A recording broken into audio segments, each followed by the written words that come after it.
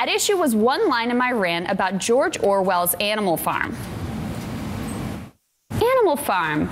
Isn't that Orwell's political parable of farm animals where a bunch of pigs hog up all the economic resources, tell the other animals they need all the food because they're the makers, and then scare up the prospect of a phony boogeyman every time their greed is challenged? Sounds familiar.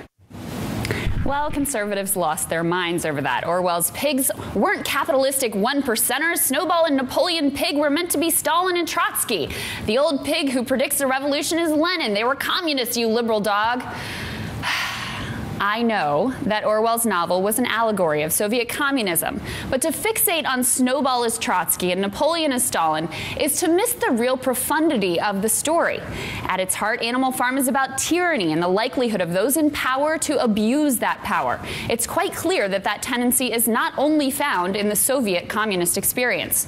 In fact, if you read Animal Farm today, it seems to warn not of some now non-existent communist threat, but of the power concentrated in the hands of the wealthy elites and corporations. The pigs cast themselves as Mitt Romney-style makers. They built it and deserve the rewards. The farm animals outside the elite pig circle are left to suffer and toil, working all day with little to show for it and with retirement always just out of reach.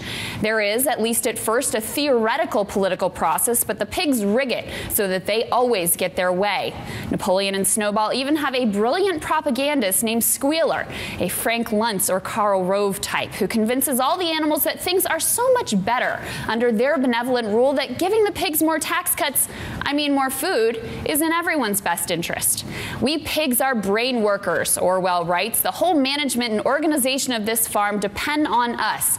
It is for your sake that we drink that milk and eat those apples. Sounds like Orwell's pigs believed in trickle-down. As new research shows that we already live in a sort of oligarchy, that the preferences of the masses literally do not matter, and that the only thing that counts is the needs and desires of the elites. Animal Farm is a useful cautionary tale warning of the corruption of concentrated power, no matter in whose hands that power rests. At the end of the book, the other farm animals look on with horror as they realize that their pig rulers have become exactly like the farmer who used to abuse and oppress them. Orwell writes, "The creatures outside looked from pig to man, and from man to pig, and from pig to man again, but already it was impossible to say which was which." Conservatives would do well to realize that tyranny can come from dictators, from an overreaching government, or from corporations and wealthy individuals who run our country for their own benefit. My Animal Farm comment confused them because, like Orwell's farm animals, conservatives have been blinded by the self-serving nonsense served up by today's pigs. All right, that